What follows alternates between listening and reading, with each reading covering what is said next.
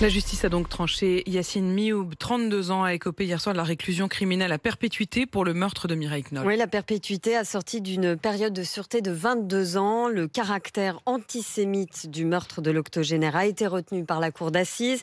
Mireille Knoll avait été tuée de 11 coups de couteau alors qu'elle se trouvait dans son appartement parisien. C'était il y a un peu plus de 3 ans. Le co-accusé a lui été acquitté du meurtre mais condamné à 15 ans de prison pour le vol de la victime. Maxime Ronstatter. À l'annonce du verdict, l'émotion explose. Les membres de la famille Knoll s'enlacent et pleurent bruyamment devant les caméras. Alan, le fils de Mireille, ne peut retenir ses larmes. J'attendais ce verdict depuis longtemps. Il est à la hauteur de mes espérances et je vais peut-être pouvoir enfin faire mon deuil.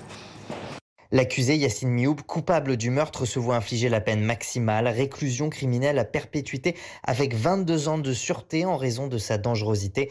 Un soulagement pour Alexandre Knoll, petit-fils de la victime. On a maintenant la certitude que nos familles, notre société sera protégée de ces gens-là le plus longtemps possible. Et c'était une des grandes priorités. Le meurtre a été commis dans un contexte global d'antisémitisme pour la Cour, qui retient que Yacine Mioub a tué Mireille Knoll, notamment parce qu'elle était juive.